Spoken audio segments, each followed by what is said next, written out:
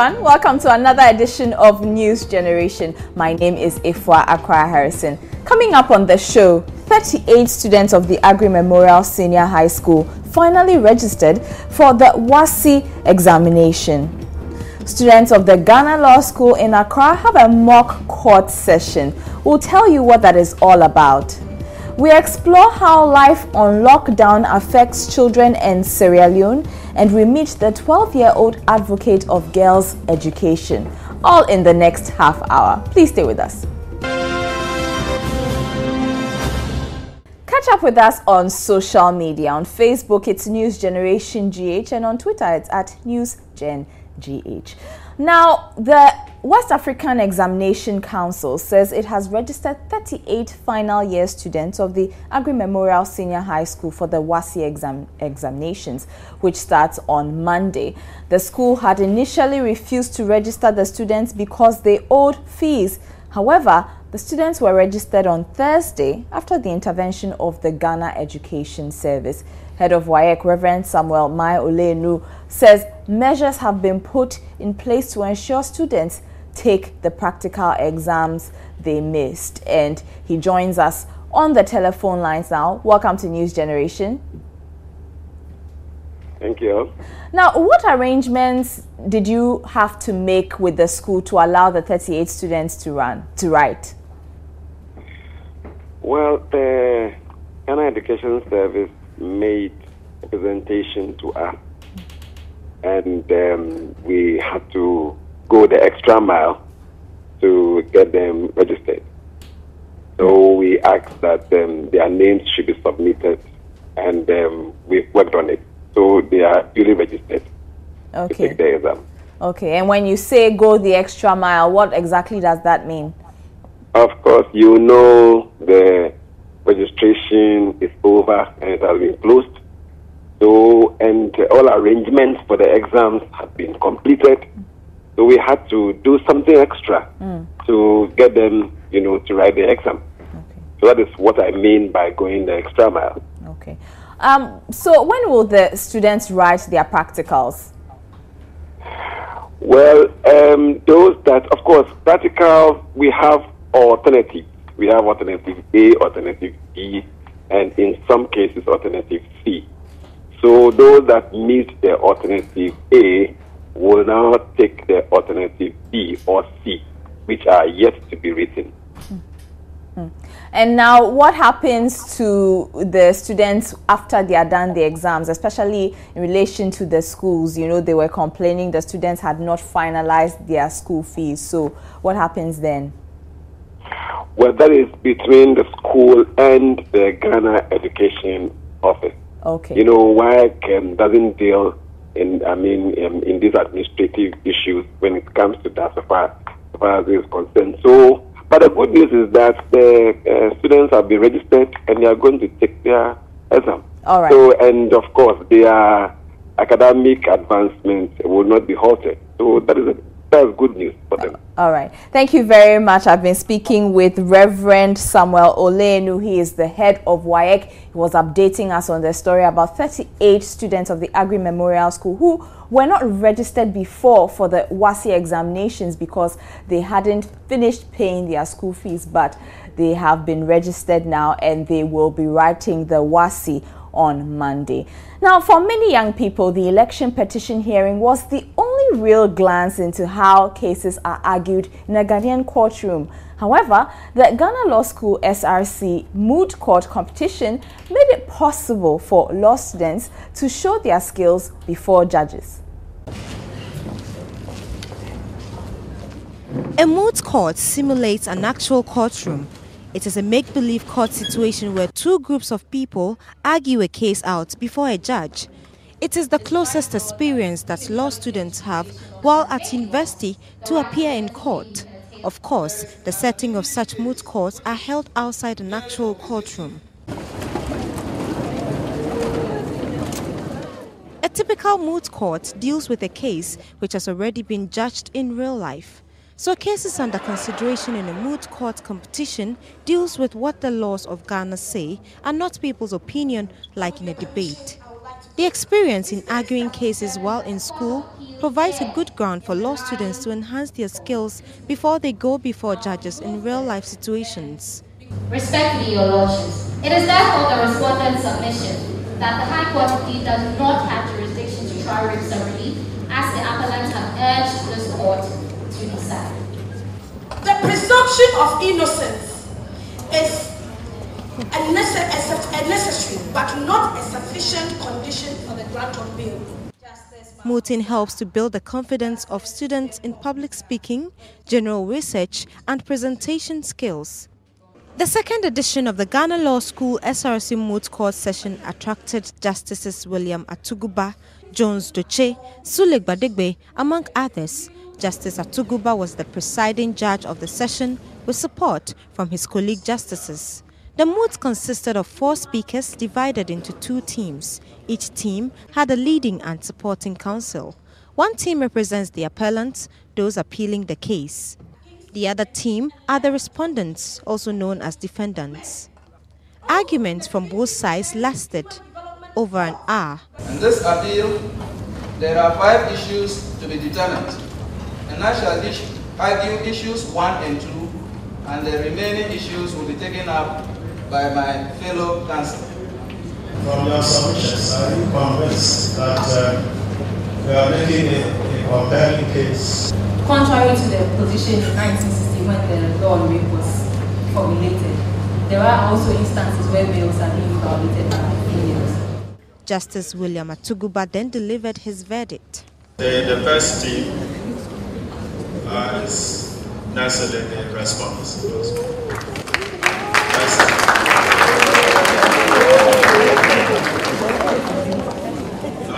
I wish to commend both sides.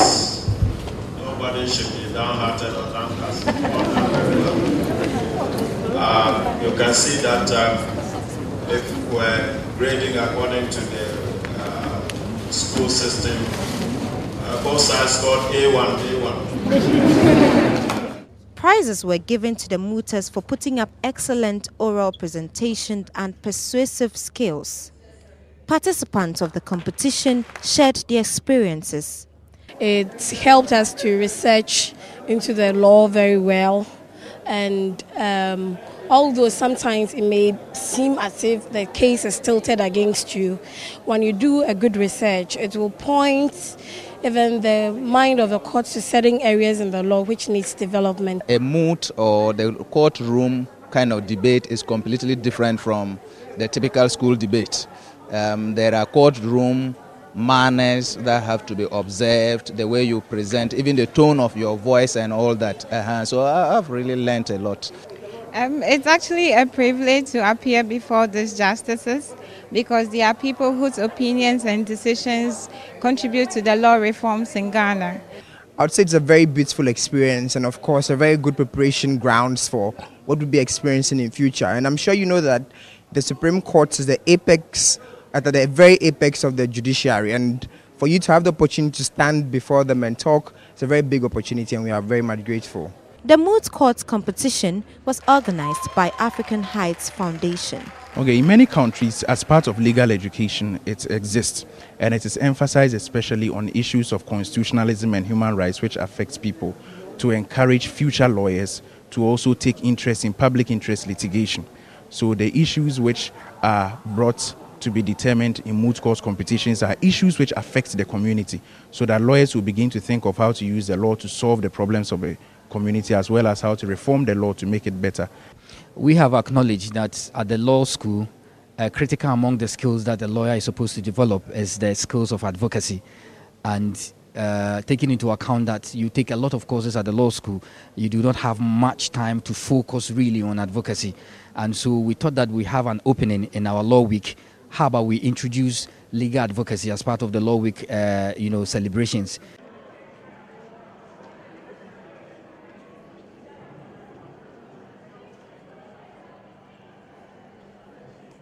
Once again, electricity and water bills are to go up. They are called utility tariffs. Electricity is up by 2.6% and the water has been increased to 1.06% from the 1st of April. A It's time to listen to your views.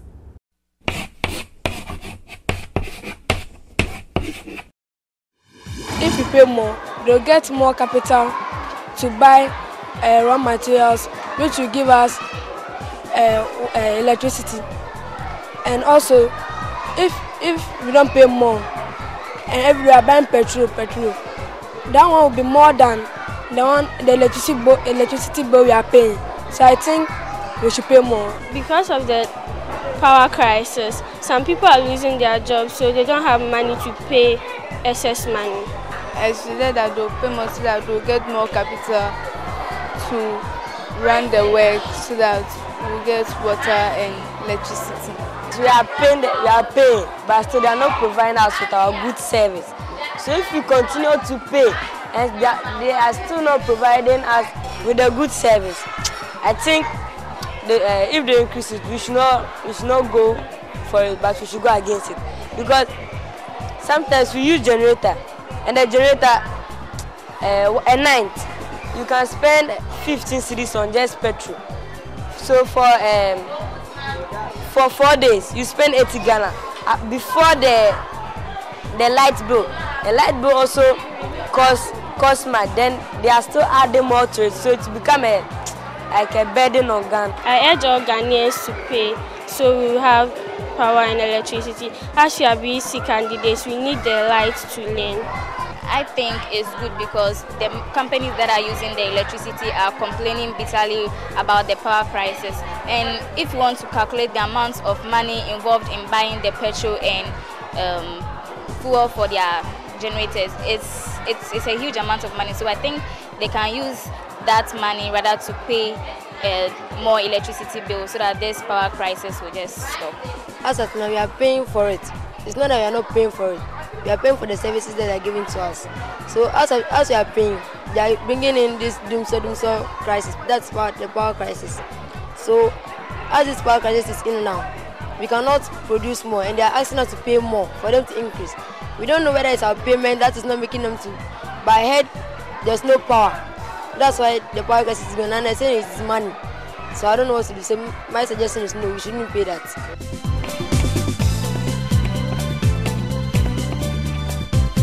Your views on WhatsApp. Now, Zuriel Oduwole is only 12 years old, but she's already fighting for something she believes in: girls' education. Zuriel's campaign, known as Dream Up, Speak Up, Stand Up, is a worldwide effort to encourage parents and society to take the education of girls seriously. The girl-child education has always been encouraged, and every parent is really encouraged to send their children to school, because when you have education, you have it all. And especially if you educate a woman, then of course you have educated a whole nation. That is what has driven this young girl called Zuriel Oduwole, who has made it her passion to go out there to the world and let every girl child appreciate the need for education. Briefly tell us about your project. The Dream Up, Speak Up, Stand Up project I started when I was 10 years old, and I started it to inspire all the children here on the African continent, especially the girls, to stay in school, get a good education, and also to accomplish their dreams. And so now I've spoken to in total over 21,000 children in 9 different countries. And so yes, I do hope to speak to more children and take it to more countries as well. What would you say to them to encourage them, to inspire them? Because you have the opportunity to do that. Well, what I'd say is that you should always make sure that you have a dream, and then focus in life to accomplish your dream, accomplish your goal. And then also, someone who is successful is not someone who has never failed. Someone who is successful is someone who has failed but then never quits. How does it feel like to be an ambassador for HEADS? Well, I'm glad to be an ambassador for HEADS. They're really great friends. They provide me ground transport, so that way I can travel on the ground to various different projects around both Nigeria and now Ghana. Let's go on to other stories now. And lockdown is the buzzword in some parts of Sierra Leone. The Sierra Leonean government has decided to keep everyone in the western area of the country indoors to help identify people infected with Ebola. So how is life under a lockdown? Amma has the answers. Sierra Leone's capital, Freetown, is usually full of life. Well, that until Ebola set in. There have been isolations and the lockdown of entire communities. The government has placed the western area that is part of the capital and towns around it on lockdown. These are the areas where Ebola has been difficult to control. The city and towns are nothing like they were before the deadly disease. They are empty and scarily quiet. That's the point of the lockdown, to keep everyone indoors or in their communities so that it will be easy to identify people with Ebola. Does it work? The government says it does, but there have been reports of people moving to escape the lockdown. Those who have symptoms tend to infect others wherever they choose to move to. So not everyone is in favor with the announced lockdown, but that's not the only reason. Life under lockdown is not fun. Security personnel mark a point where no one can cross. It's usually identified by a rope. Food supplies are sent in, but there's not always enough for everyone. All efforts at this point are necessary to end the crisis, because this is the moment when people can get unconcerned and allow the crisis to go on for much longer. Though everyone is affected, lockdowns are especially difficult for children. There's no playing or school. In fact, pupils and students in Sierra Leone have been out of school for over 6 months since schools across the country shut down. There have been lessons on radio, but it will only be known if it's made an impact when the crisis is over. During this lockdown, though, Muslims are allowed 2 hours to visit the mosque for Friday prayers. Christians also get 5 hours to observe church service on Palm Sunday. But it doesn't change much for the children whose lives have been put on hold due to a crisis they had no control over. So what's the situation around the world? Now, I am sure you've heard of Flight 9525. If you haven't, it is the German Wings flight that went down on Tuesday, March 24th. The flight crashed with 150 people on board, including 16 students. Has a lot of people talking.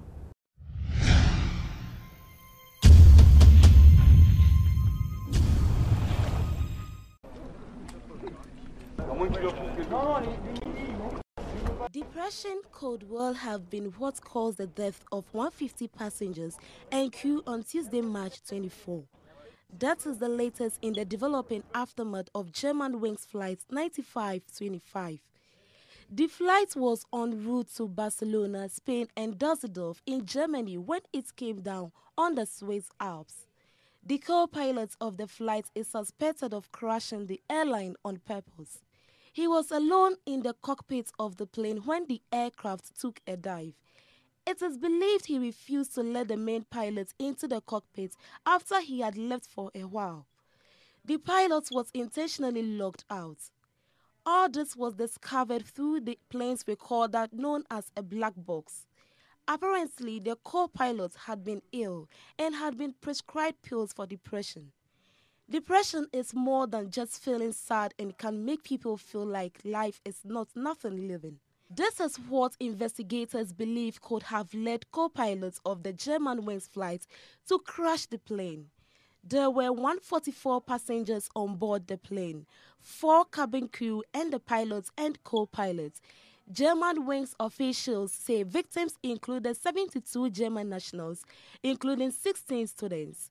There were also 51 Spaniards on board.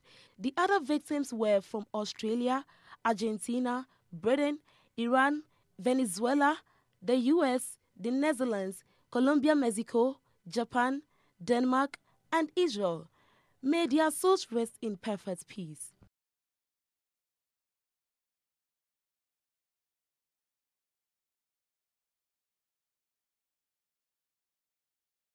Let's catch up with some more news in a roundup.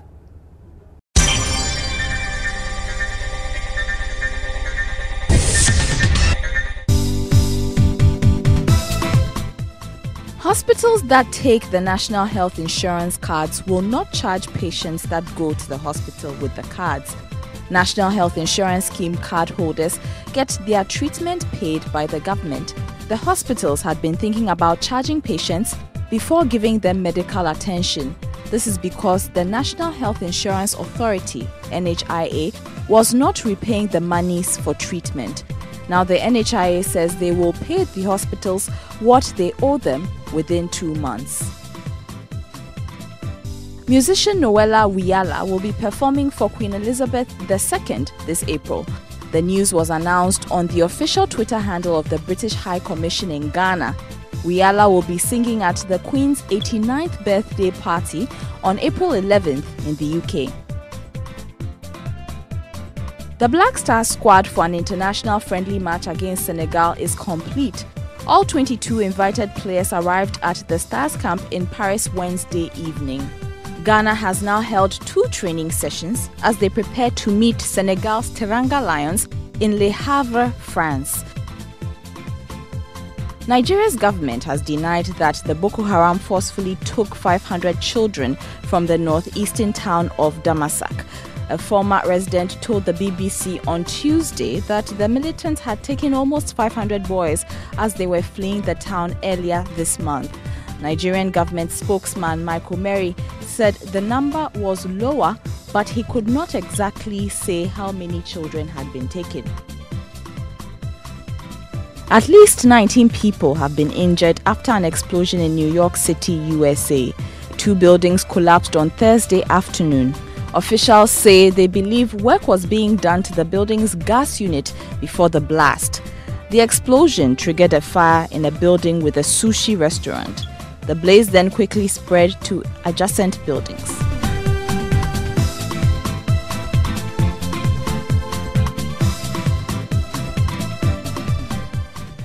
Now it's Palm Sunday already, Sunday, March 29th.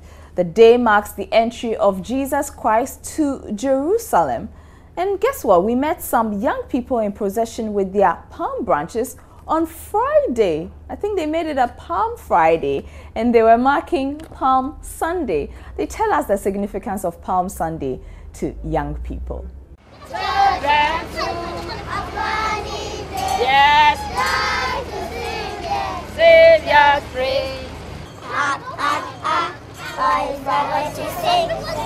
It is Friday, and these young ones are already marking the entry of Jesus into Jerusalem. They sing Hosanna as usual of Christians on Palm Sunday.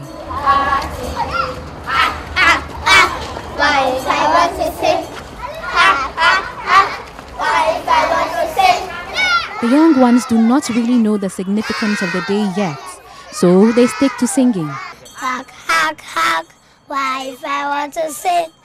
Hug, hug, hug, wife, I want to sing. Loud hosannas, loud hosannas, But the older kids say the day is meant for them to learn how to appreciate others. Today marks the entry of Jesus into Jerusalem. So today is the Palm Sunday, and we are doing this because when Jesus entered Jerusalem, the people of Jerusalem were using palm front and their dresses to welcome Jesus into Jerusalem. Today has helped us a lot because it's not every day that we do this. So today the children are allowed to go out so they can have fun and explore them because they are always here because they are children. They are not allowed to go out every time. But then because they are out today, they are all happy. As you can see, they are all happy. As a young person, it shows me that wherever Jesus is, there is joy and there is peace. So we should always try to welcome Jesus into our life so we will have joy and peace everywhere.